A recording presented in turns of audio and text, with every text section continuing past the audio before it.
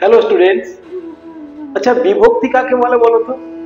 কাকেই বা বলে অনুসর্গ?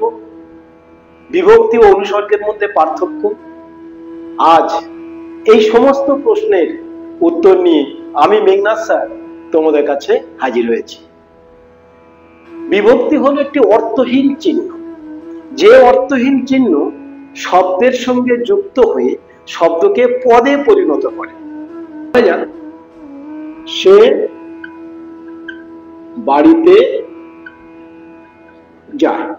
এখন দেখো, এই যে বাড়িতে তে বিভক্তি, সে এখানে যে বিভক্তি নেই, এখানে অবশ্যই আছে। যখন এটা বাক্যে পরিণত হয়ে গেল তখন কিন্তু সে আর শব্দ থাকলো না, বাড়ি শব্দ থাকলো না, যায় শব্দ থাকলো না, প্রত্যেকে কিন্তু তখন পদে পরিণত হয়ে গেল।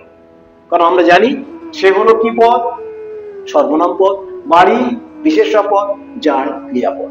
তাহলে বিভক্তি কাকে বলে? যে সমস্ত অর্থের চিহ্ন শব্দের সঙ্গে যুক্ত হয়ে শব্দকে পদে পরিণত করে বা বাক্যে বসার উপযোগী করে তোলে, সেই জন্য আমরা বলি বিভক্তিযুক্ত শব্দকে পদ। বুঝতে পারলে? এরপর আসছি বিভক্তির সঙ্গে অনুসর্গ।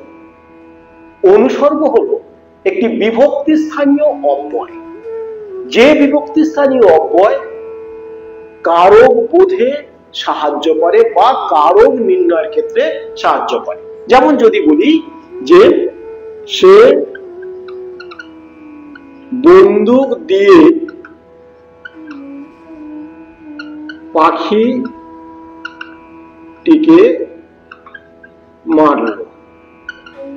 তাহলে দেখো, বন্দুক দিয়ে, এই যে দিয়ে, দিয়ে হলো অনুসর্গ, অর্থাৎ দিয়ে আছে বলে আমি বলতে পারছি বন্দুক হলো করণ কারক। তাহলে অনুসর্গ কি? বিভক্তি স্থানীয় অব্যয়, বিভক্তির মতো কাজ করছে। অব্যয় অব্যয় কারণের কোনো পরিবর্তন নেই। এই বিভক্তি স্থানীয় অব্যয় বাক্যের মধ্যে বসে কারকে সাহায্য করে। তাহলে বিভক্তি কাকে বলে? একটি অর্থহীন চিহ্ন। অনুসর্গ কাকে বলে? সে হলো বিভক্তি স্থানীয় অব্যয়। বিভক্তি শব্দের সঙ্গে যুক্ত হয়, শব্দকে পদে পরিণত করে, কিন্তু অনুসর্গ পৃথক ভাবে বসে। এই হলো বিভক্তি অনুসর্গের মধ্যে পার্থক্য। বুঝতে পারলে তোমরা? পরের ক্লাসে অন্য এক বিষয় নিয়ে হাজির হব। কেমন?